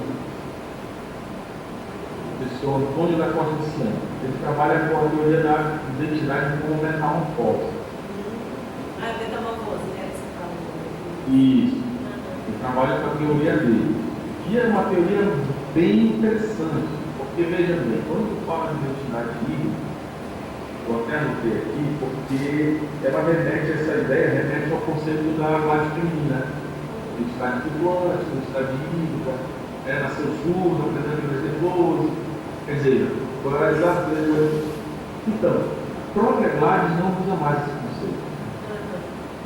Então, assim, é um desafio grande para a gente, por isso que eu resolvi enfrentar esse tema desde mais tarde. E a gente tentar superar esse debate dessas categorias da Gladys, que são muito essencialistas, ou essencializadas. Então, a teoria do Ciano me ajudou muito a entender isso. E mais que isso, a entender o processo de construção dessa identidade. Então, na minha dissertação, eu vou trabalhar com duas ideias. Construção dessa identidade surda, nas relações familiares e nas relações escolares.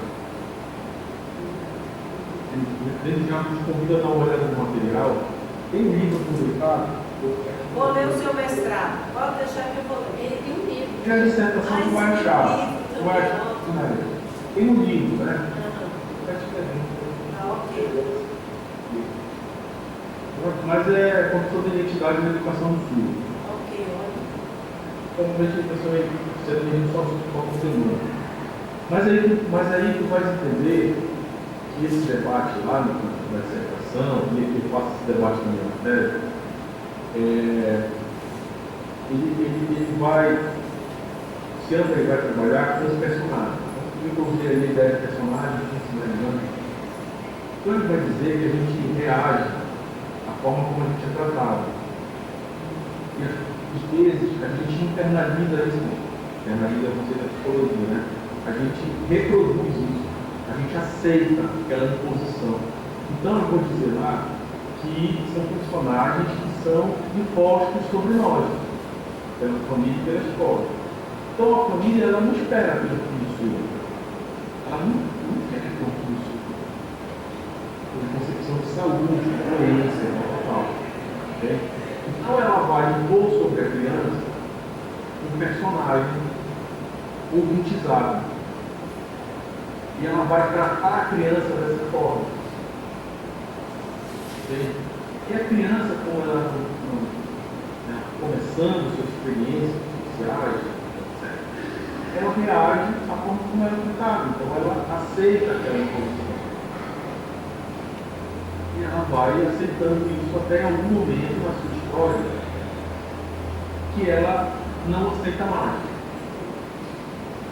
Então, eu fui olhar para a história do estudo, quando eu trabalho na pesquisa com estudo. Aprenderam Libras com a família, mesmo com famílias ouvintes, né? Então, e aprenderam Libras desde pequeno, aprenderam Libras para ensinar os filhos, né? E eu trabalhei com um surdo que nasceu ouvinte e ficou surdo depois, e com outro surdo que foi organizado até a adolescência, juventude. Então, apesar dessas diferenças, né, o ação da família, o conhecimento da família sobre a questão do português, a relação é a mesma. O primeiro personagem do posto sobre a criança é um personagem autizado, filho surdo-mudo. Quando vai ver no texto que eu uso essas expressões, né? Filho surdo-mudo, filho surdo-oralizado, filho. Porque a forma como o outro trata o surdo, no caso do outro pai, por exemplo, outra família, trata o surdo. Na infância, tudo não consegue reagir a isso, eles aceitam aquela imposição, então é uma identidade imposta sobre isso. Em algum momento da sua história, ele começa a questionar isso. Na escola, né, na vida social, na igreja, o surdo, pô, caramba, ele são as felizes, tal, ele entende tudo. Ele começa a confrontar isso. Então, a teoria da metamorfose é a ideia de que eu passo a não aceitar a negação sobre mim. A identidade ocultizada é uma negação. Eu estou negando um sujeito. Né? Um sujeito negado. O surdo oralizado, que é a organização imposta sobre ele, é um sujeito negado. Isso pela falta, pela ausência, né? Da tradução, ou da capacidade de falar. Então o surdo começa a não aceitar a negação e aí ele se transforma. Aí vem a metamorfose. Okay? E aí eu discuti na pesquisa que tem 3 elementos que estavam falando. É a diversidade, o encontro entre surdos e a experiência visual. Esse é o critério ou atributo da metamorfose da identidade surda. Não sem isso, o surdo não consegue ou vai ter dificuldade para se livrar da opressão autista. Aí eu vou debatendo por aí, pela sucessão dos personagens, né, à medida em que ele não aceita a negação que ele posta dele. Isso tem a ver com consciência. Né? À medida que eu tomo consciência, eu mudo, eu não aceito a negação. Mas a consciência do surdo só vem com a língua de sinais. E a língua de sinais só vem com o encontro entre o surdo. Vira ali um tripé que vai favorecer. Não aceite a negação, busque a transformação e busque uma identidade que eu trabalho hoje mais de identidade metamorfose, que é o conceito de som. Ótimo, muito obrigado. Vou ler. Não quero escrever. E pega meu contato com a Glaucia, se quiser debater, toma aí. Valeu. Obrigado, viu? Obrigado. Nossa, amigo, que show aí, hein? Eu estou aqui com algumas perguntas, só que o nosso tempo já está assim, se esgotando, tá? Você falou aqui sobre... falou que quando a Socorro, por exemplo, foi até o Rio de Janeiro, né? E aí ela começou a observar que os surdos dirigem, né, que fazem tem curso superior, etc. Então, eu achei assim interessante porque eu fui ao INES, logo que eu cheguei aqui em Campinas, a gente foi fazer uma visita ao INES, eu, mais um colega de língua portuguesa e o nosso diretor de ensino na época. E achei assim o movimento deles assim, muito legal mesmo, o preparo que eles têm. E na verdade a gente foi atrás de uma parceria do INES com o campus Campinas para capacitação, para cursos, não é? Tanto para os nossos professores como para os nossos alunos. Na ocasião nós só tínhamos 2 alunos surdos aqui. E eu vou até esperar a Geo voltar, ela sair rapidinho do lado. Mas o que eu achei assim interessante lá no INES foi o trabalho que eles fazem, como que eles estão ali desenvolvendo, né? E também eles oferecem essa capacitação. Diante disso, aqui em São Paulo a gente tem uma discussão muito grande com relação ao fechamento das escolas especiais. E o Astério de Campos, qual foi a outra escola? Felipe Baldoni, são escolas especiais. E essas escolas, de uma certa forma, elas preparam também os meninos para entrarem na rede regular de ensino e não ter tanto impacto assim.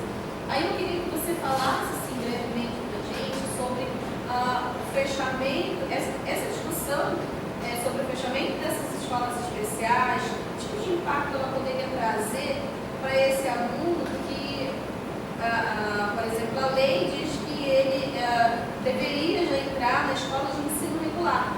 Mas como que esse aluno surdo ele vai entrar na escola de ensino regular se ele não passar pela escola de surdo para ter essa base de Libras, não é? De como ser trabalhado? E aí eu queria ouvir um pouquinho de você com relação a isso, até porque o Kleber, ele vem dessa cultura e a Suzana também, ali no Felipe Baldoni, né? Não, você assim, eu acho que a gente tem momentos diferentes das escolas especiais, né? Quando a nossa realidade, que, óbvio, no primeiro momento essas escolas elas são oralistas, né? Então, paradigma é totalmente oralista. Não tinha escolarização, não tinha, mesmo a gente tendo a segregação, né, comum da escola regular, mas o currículo ele não tinha conteúdo acadêmico, né? O currículo ele era todo terapêutico. Você tinha um trabalho de reabilitação da audição, ou de aproveitamento, potencialização daquele vestígio auditivo. Você tinha uma terapia da fala, né, ou da oralização. Você oralizava, o objetivo era oralizar o estudo,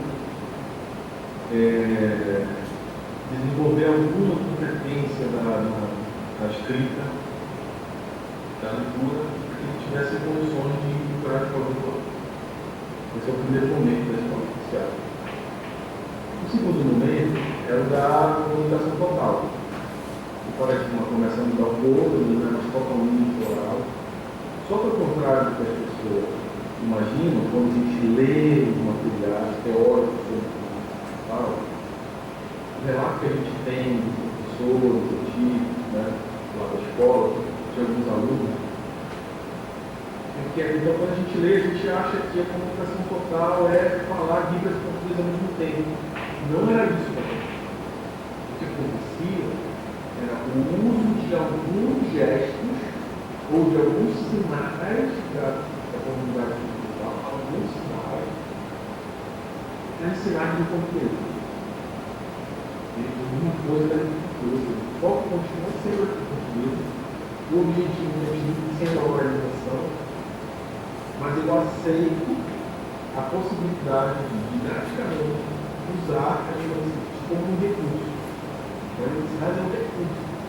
E assim, olhando friamente, não é a língua de sinais como sistema de comunicação completa.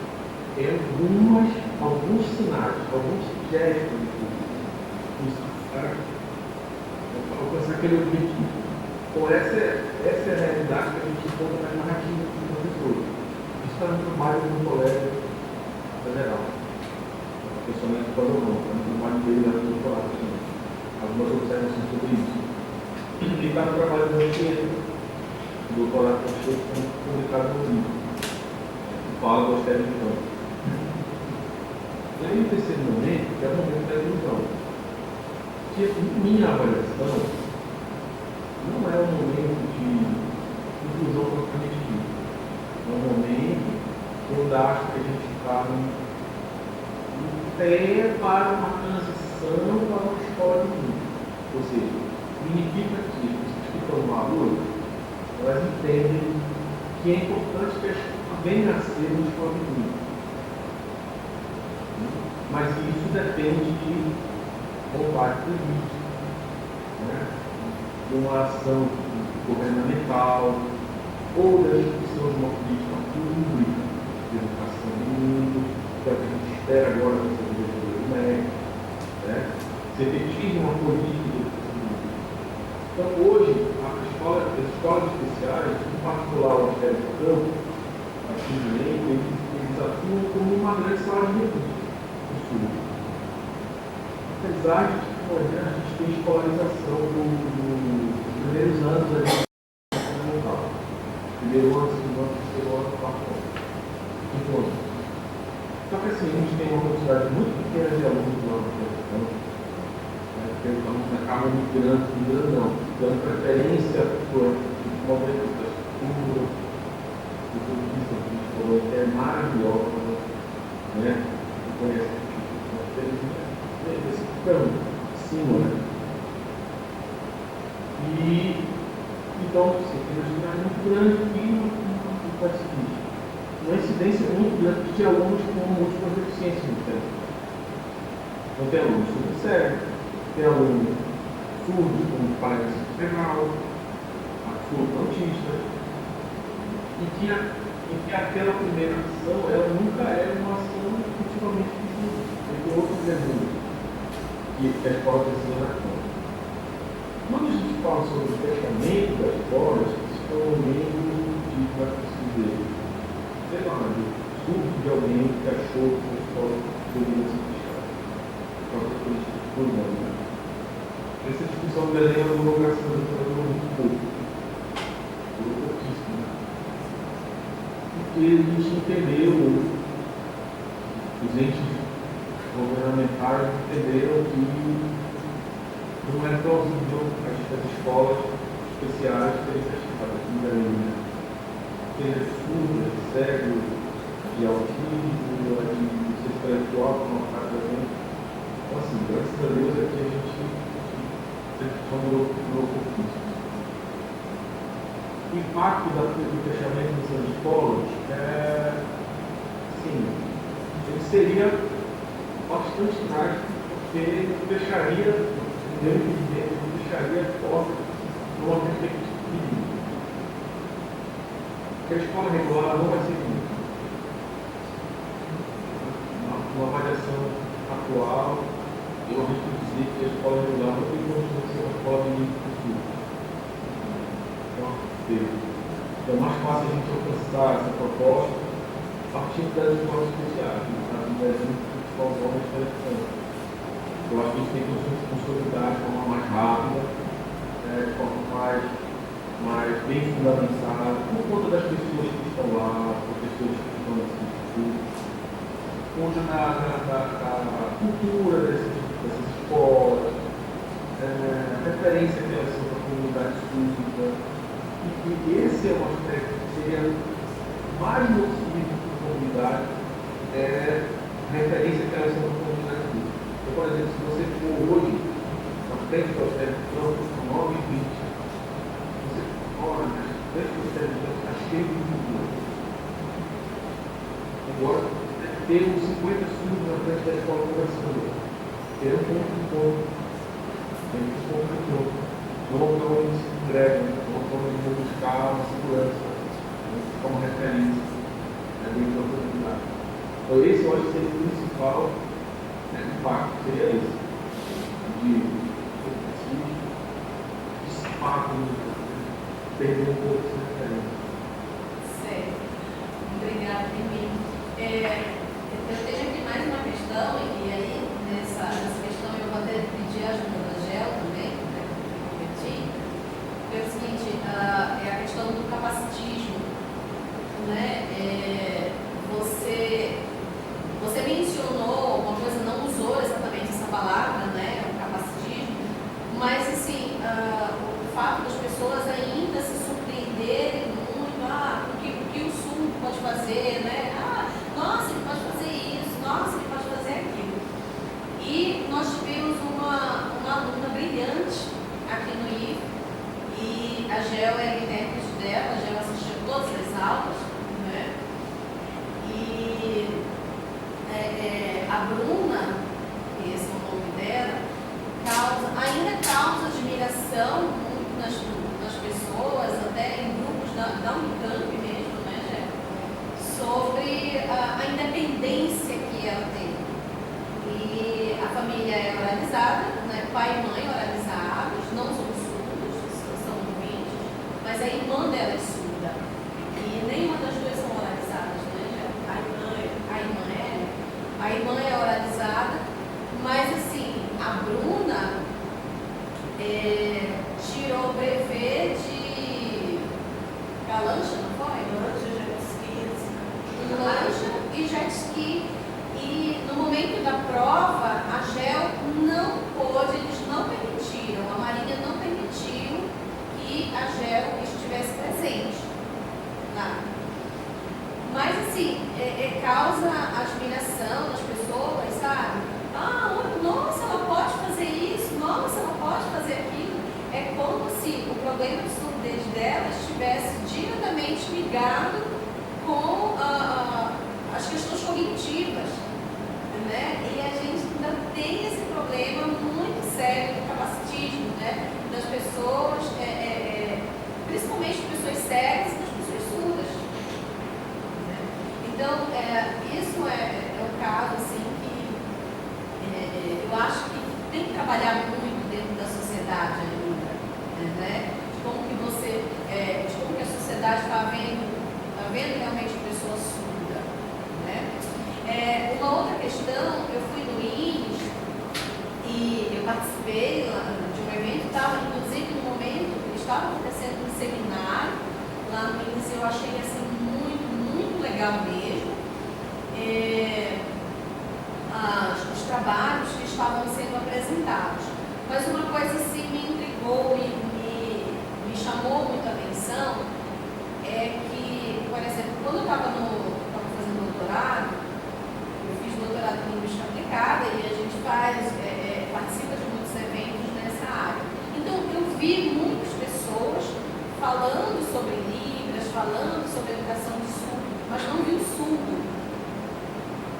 Entendeu? Não vi os surdos nos eventos de linguística e de linguística aplicada, mas vi muitos desses trabalhos sendo apresentados para os surdos no evento lá no INES. Então, a questão é assim, eu penso que seria muito legal assim, que eles também mostrassem para a sociedade o que eles vêm desenvolvendo em termos de pesquisa, né? Aquela situação de mostrar, olha, nós estamos aqui, nós não somos invisíveis, né? Nós não estamos isolados do nosso grupo, da nossa comunidade, mas é importante também que eles se apresentem e mostrem também toda a produção acadêmica que eles têm, né? E aí eu queria saber um pouco mais assim de você, apesar de que eu mostrei a aula já está bem, né? Mas assim, o que você acha que eles não estão se apresentando nos eventos dos ouvintes, e sim os ouvintes falando por eles? Isso é bem complexo. A história da universidade, a história é uma história de luta, no sentido de que querem sair, estão lutando por sair da caverna. Então, assim, eles estão começando. Tem um documento que foi elaborado uns anos atrás sobre proposta de educação de língua, né? Foi um documento elaborado pelos doutores do documento, esqueci o nome agora, né? Doutores do carta aberta do doutores do alguma coisa assim. Então esse documento, ele reúne os principais doutores do Brasil, que são todos. Então eles estão falando com uma espécie de vanguarda do documento. Eles conseguiram, assim, esse documento representa que eles conseguiram chegar no local que não era para a universidade, não era um local para até 20%. Como eu disse, é um processo seletivo. Por isso a importância do Libras. Para mim, Libras representa uma conquista muito grande, o reconhecimento do estudo, da sua posição e a importância da universidade. Porque isso tem permitido que os surdos consigam entrar em outros cursos da língua brasileira. A gente tem um TCC, não sei se pode lembrar do Josué, que é o nosso aluno que está aqui, à noite. Então, nós fizemos um TCC, fizemos uma pesquisa, que a gente trabalhou com a mesma teoria da antropóloga. Então, certa vez, assim como os temas estavam falando, então a gente foi discutindo o TCC do Josué, como letra Libra, ele se constitui, em algumas situações, em alguns contextos, como uma não metamorfose. Porque parece que o surdo só pode fazer letra Libra. Porque no vestibular de Libra, na prova de Libra, apesar de ser todo surdo, não é pensado, fala surdo. Mas o curso de engenharia civil que o cara quer fazer, ele não é. De repente, nem o vestibular que fizer é em Libra. Porque para entrar em alguma universidade, para você pode ser todos que tiver escola, não entra com a nota do Enem. Então não adianta ele fazer o Enem livre, porque ele não vai conseguir entrar nessa universidade, porque o processo de entrar com o veste não faz com a língua. Estou dando mais exemplo, porque você vai que é de outro estado, né? Entende? Então aqui se a universidade estivesse dizendo qual é o lugar do sul? Qual é o lugar do sul? O lugar do sul é só um erro aqui. É o que acontece aqui. O Berlim, o lugar do sul deve ser aqui. Quando a gente vai ver quem está fazendo pós-graduação na escola de doutorado, qual é o lugar do sul? É a UEPA. Só a UEPA que parece que tem uma preocupação em avaliar provas diferentes, ter professores que aceitem orientar o estudo, que não é oralizado. A gente fica um estudo federal, no curso de ciência matemática, história, a pós-graduação da federal, nós na pós-graduação da UEF a gente tem pelo menos 5, 6. Então é como se estivesse dizendo, a instituição estivesse dizendo, olha, o lugar do estudo é aqui. Não? Você não tem possibilidade de ser outra coisa, profissionalmente, a não ser professor de língua. Então, assim, a luta que a gente identifica nessas histórias, do Cláudio, do Estudo, a gente ainda está formando, né? Os surdos ainda estão formando. Eu faço que, como o ouvinte não tem dificuldade com a língua, ele entra no concurso, ele entra numa pós-graduação, ele entra no evento, ele é profissional no evento. E o surdo não tem a mesma proporção de estudos que não tem a mesma proporção de sucesso. O surdo tem uma realidade que é esmagadora. Eu tive a parte de observar Nunes, eu observei que o Nunes foi do evento lá. No Centro de Convenções, eles fizeram um painel só com os trabalhos dos doutores que eu escrevi. E nesse ano, eu entrei, cheguei um pouco a trabalho, não puder trabalhar, e eu fiquei assim, arrepiado, porque era tudo em inglês. O intérprete não estava no microfone na frente. Então, o ouvinte que fizesse o intérprete, pegava o fone de ouvido, igual na conferência da ONU. Você entrava no auditório, eu, por exemplo, peguei um fone de ouvido. Entrava no auditório e ficava no seguinte. O intérprete não estava, a voz não estava predominando nele, predominando era a consciência. Então isso é muito significativo para quem milita nesse campo do movimento público, né? E esse debate tudo isso que eu estou falando, eu acredito que o próprio partido é uma imagem muito forte. E aí a gente tem esses sonhos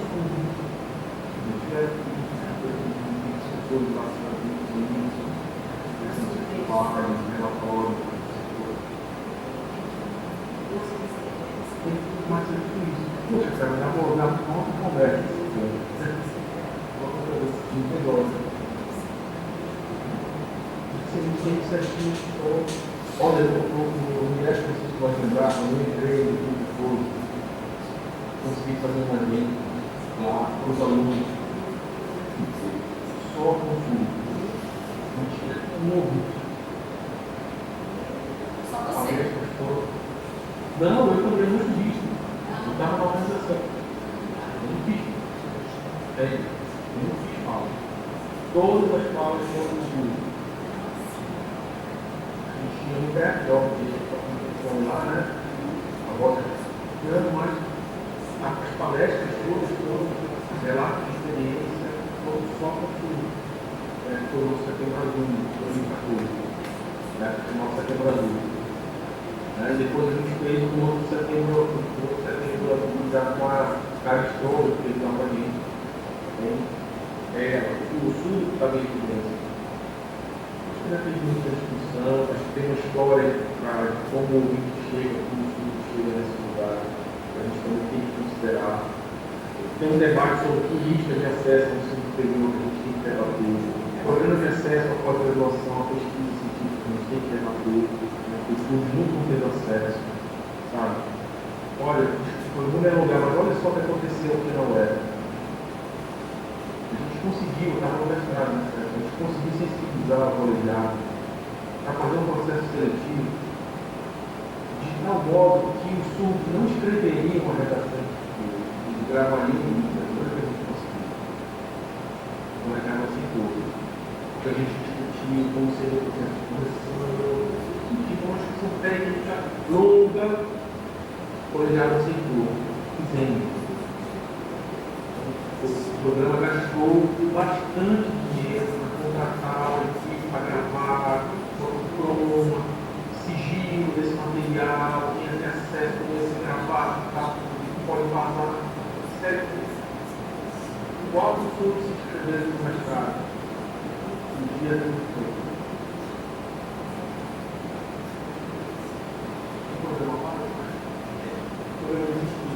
dessa iniciativa. Você imagina se naquele momento um surdo faz prova, faz redação em Libras,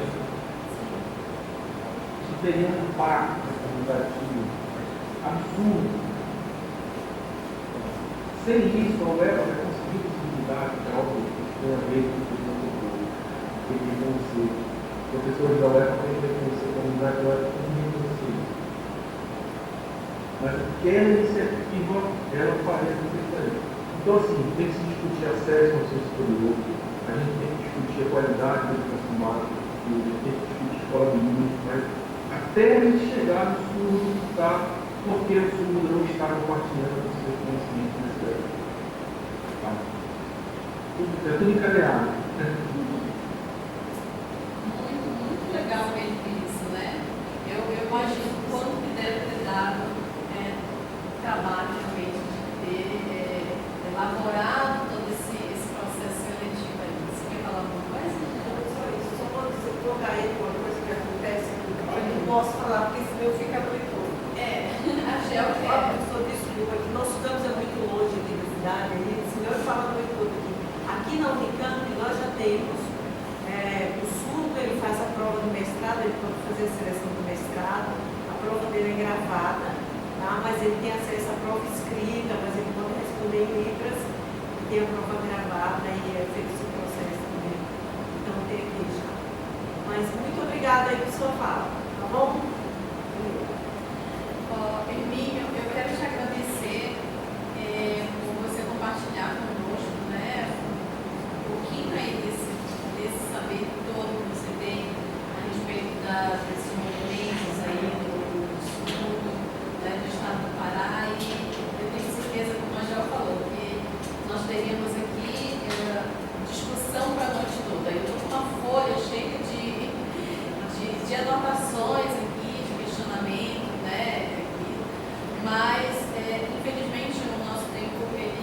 já se juntou.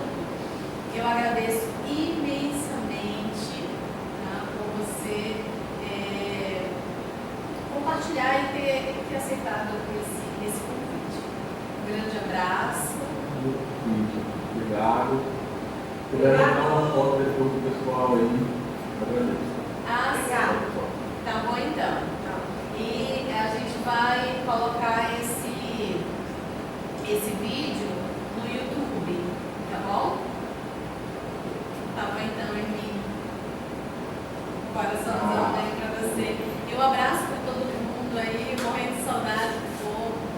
Jean, se desligar. Eu vou aqui só agora.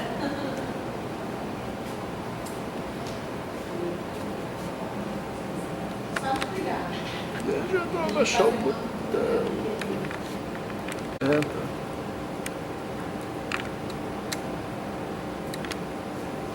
Não, não foi. Sozinho? Não. Não, esse aqui, né? Eu acho que esse aqui é